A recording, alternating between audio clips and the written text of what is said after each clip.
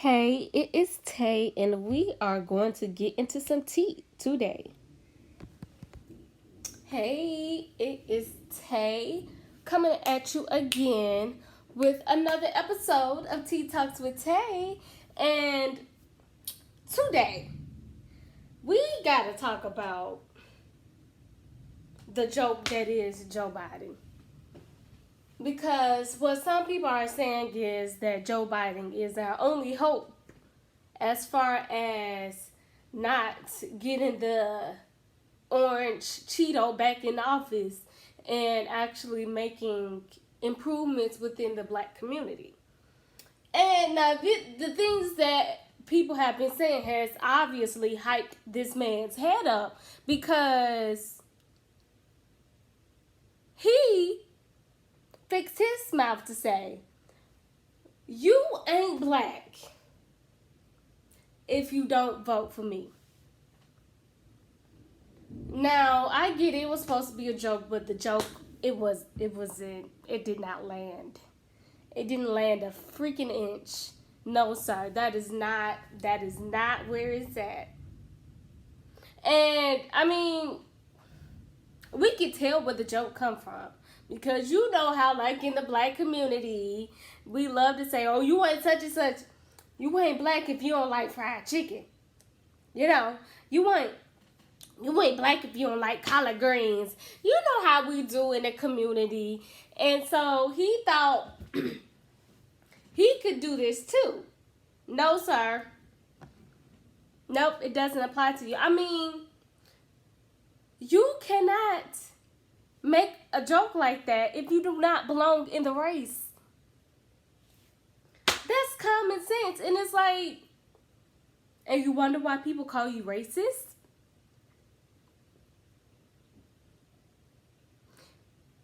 And we can tell, we see where he gets this from.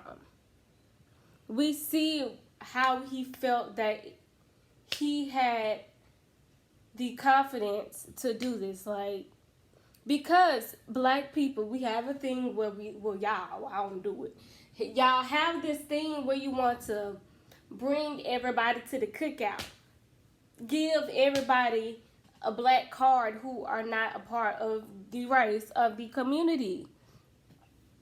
And it's like, this is a direct example of how these people allow for these type of things to get in their head and have their ego boosted.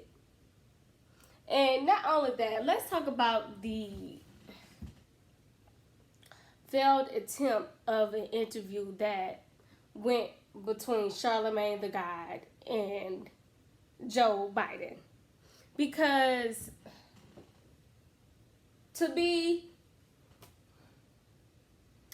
for one, Joe was being very rude. I felt like he was just doing a lot of talking. It wasn't really an interview. It was just him running off the mouth and saying buzzwords. He was saying a lot of buzzwords to get the members of the community's attention, but they were empty. He's saying words like mass incarceration, saying words like disproportionate, saying words like systemic racism. Just all of these things that have become big topics over the past year. And, you know, it piques our interest as members of the community. Because these are the things that we severely need to be worked on or abolished. But when he says these things, it's like he's just calling it out. Yeah, systemic racism. Yeah. I mean, because even at the very top of the interview, like within seconds, this man says, "Yes, black people are dying." Yeah. But what are you going to do about it? Like, you just saying it is not impressive. And this situation in the comment that he has made in regards to the black community, if you don't vote for me, you're not black.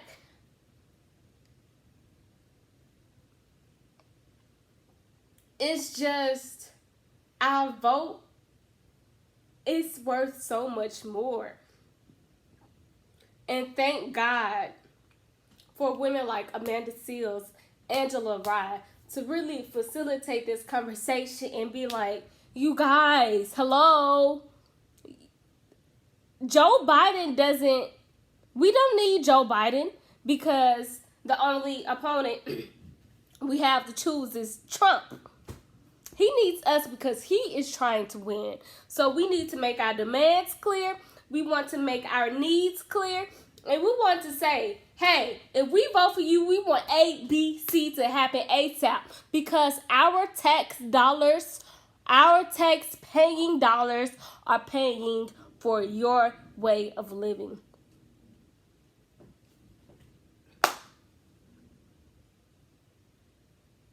And when they said that, they made such a good point. So, really, you people, we have to, like, just put more value into ourselves and what we want out of these elections, what we want, what policies we want, what other things like economic policies we want, like just all of these things politically. Because so many years we have been trained and brainwashed to think we are not worthy. We are only worthy when it's ready to create some culture, steal something from the culture. But no, we got intellect too. And like, no, we really deserve political power. We really deserve economic power. Like, we deserve all of those things. Ooh, we gotta get into this Doja Cat. Uh-oh, by the way, y'all, forgot to tell you, I'm sipping on that green tea today.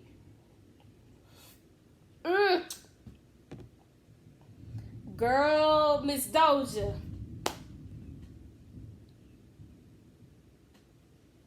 It seems like we got a couple of bones to pick with you.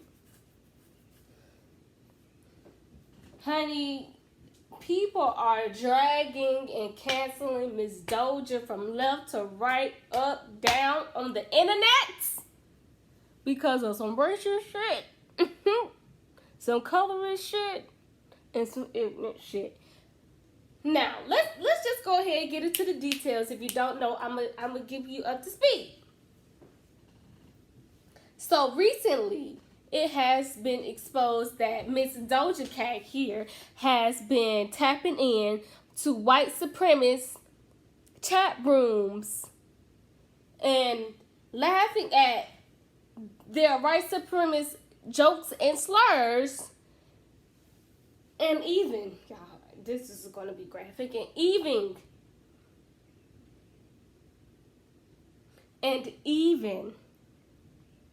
requesting that the white men that are in these groups to call her the N-word, the nigga, but with the hard ER.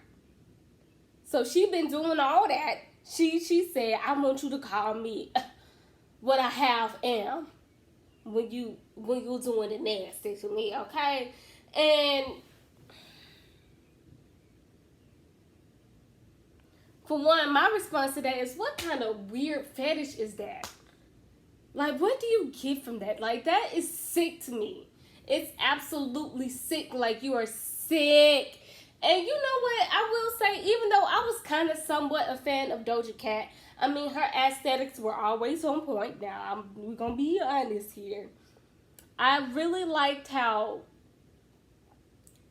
different type of aesthetic she had. She was quite the caricature. She really was. I'm saying was because to me she's dead. I can go the rest of my life without listening to Doja Cat. Honestly. So, although I was somewhat of a fan, I will say Doja Cat has always given me some type of weird vibe. I don't know. She has just always given me just a little, I don't know, like she like being tied up and gagged type vibe. I'm sorry. I know that may be explicit for some, because I mean Doja Cat, like I'm pretty sure many other biracial people is very much so, I ain't got no black friends, but I'm definitely the black friend that my white friends claim when he say or she says that I have black friends. That's really what type of tea she gives me. Doja Cat ain't got no black friends. That said something right there. And a lot of y'all on the internet said, "Well, child, we already know that by the wig she be wearing." And oop,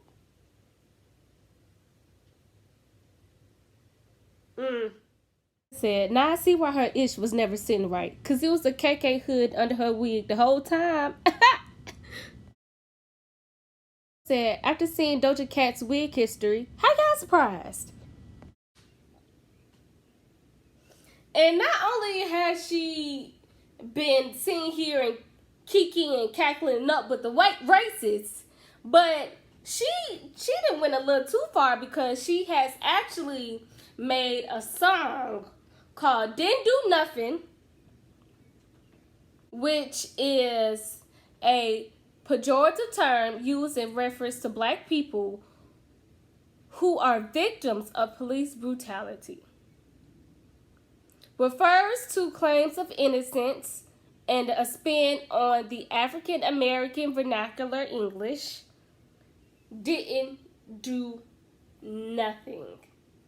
So this song that she made is supposedly a response to a police brutality murder. Now the rumor is that it's Sandra Bland's, because given the time frame that this has all happened in, either way it go, it's hella disrespectful if you ask me. And I'm not giving her any mercy. It's nothing that she can say that can be reasonable, that can be like, okay, yeah.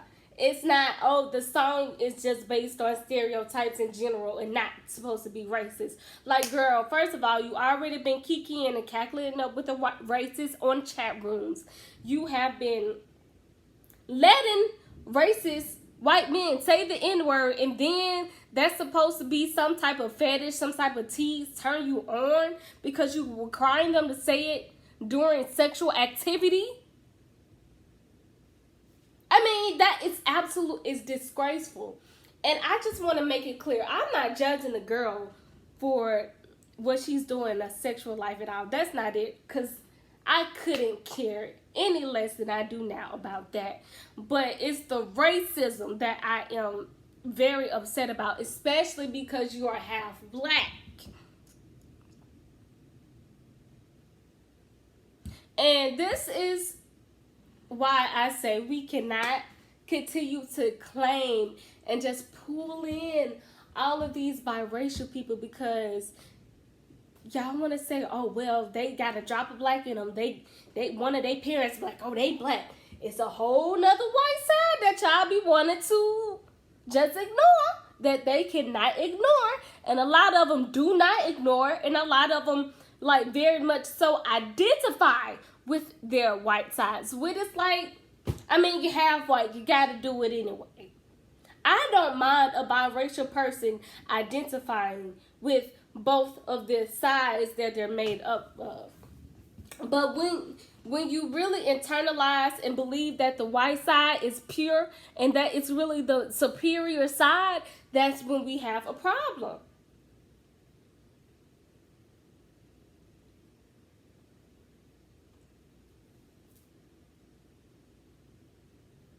And not only that, let's get into internalizing white supremacy, because she has also internalized the fact that she benefits from colorism, because she has made a statement saying, oh, I thank God that I am light skinned and thick. And I'm like, girl, whatever, I guess. I mean, yeah, black men be making you feel that way. So I see you internalized it. Because colorism is so rampant in the society. So, yeah, you being light skinned, okay, I see how you think. All right, yeah, you tough tits now. And then on top of that, you thick. And you know, we see how being thick is just this whole thing. It's just such a trophy to be thick. It's such a trophy to have booty and titties and thighs. And if you don't got it, you better rack up some coin anyway. No matter the deed, no matter the moral standard to get some. And it's like, for one, the fact that that's what your confidence is rooted in is sad. It's sad that you have internalized colorism. I'm just over Doja at this point, like, for real. Oh, I'm bored with you, girl. Let me drink some tea.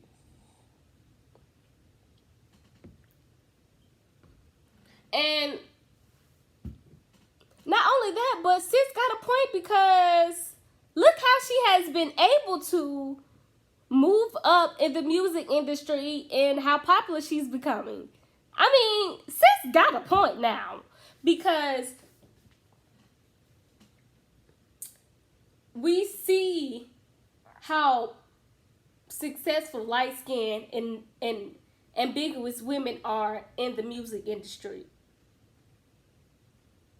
So because Doja Cat has the perfect look, she has the look that they are looking for. She has the look that is marketable. Yeah, that's where the confidence is coming from. Let's be real here. Let's be honest. And I just want to again bring up why we cannot continue to just let all biracial people in the community with open arms. Because do you really see how dangerous that is? How hurtful that is for a girl like Doja Cat, who literally, black women were literally just caping for you, sis, when Lana Del Rey had you effed up. Black women are tired of being mules. So while you over there reaping the benefits, sitting there all like you're innocent, like you're a little angel, while people eat up Lana Del Rey, you have been disparaging black women, black people really in general. And I'm going to say dark-skinned black women because of that I'm light-skinned and thick kind of act. Because Doja, girl, I'm telling you, you benefit because you look like a white woman. Your features are very so Eurocentric, sis. That nose and the barely pair of lips that you got, because they this thin. Girl, bye. And also, while I'm at it, let's talk about cancel culture in general. Because a lot of people say, okay, cancel culture is toxic. You can't really cancel everybody. You can't really. First of all, I'm tired of y'all always telling me or people what they can and cannot do. Let us be as radical as we want to be. And speak for yourself, because just because you don't find it possible to just stop effing with somebody, stop supporting somebody, listening to their music, don't mean that other people don't have the strong will, don't have the moral code to do so. Because I'm telling you, I will. Every time I hear a Chris Brown song, I skip it. You're done. You're dead to me, Chris.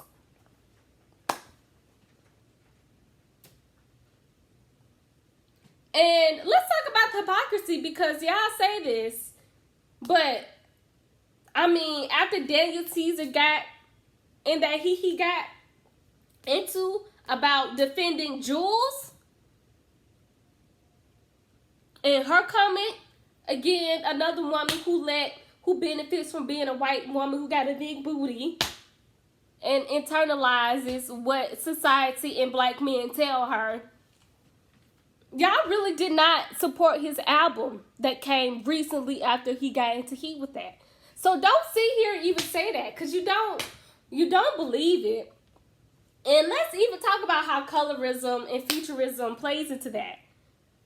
Because a lot of y'all was already like, oh, well, he ugly. We just like him because he's talented. But now that he said that, we can be just done with him anyway.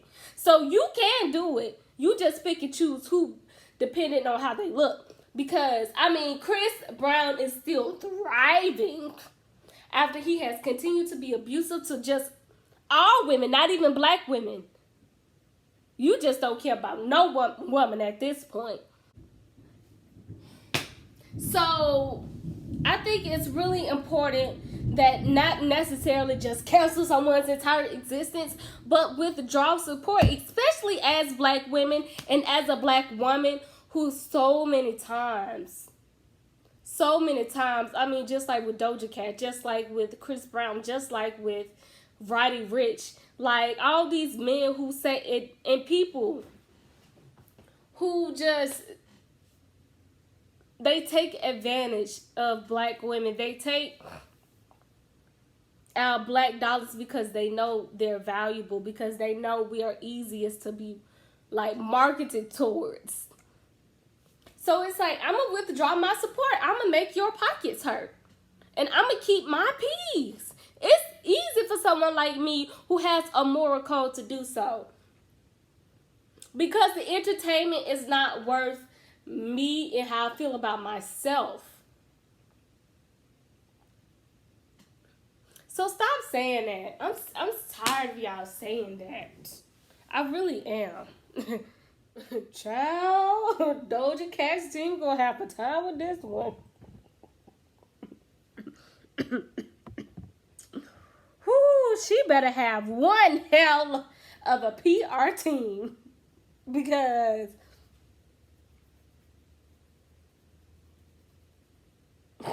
we gonna see. So yeah, that is my spiel on those two topics of the week. So I really want to know all of my viewers' opinion on what Joe Biden had to say and the heap of shit that Doja Cat has gotten herself in. Let me know how you feel below. And always, you already know what I'm gonna say. Thumbs up this video and subscribe to this channel so you can stay on top of all of my black girl commentary.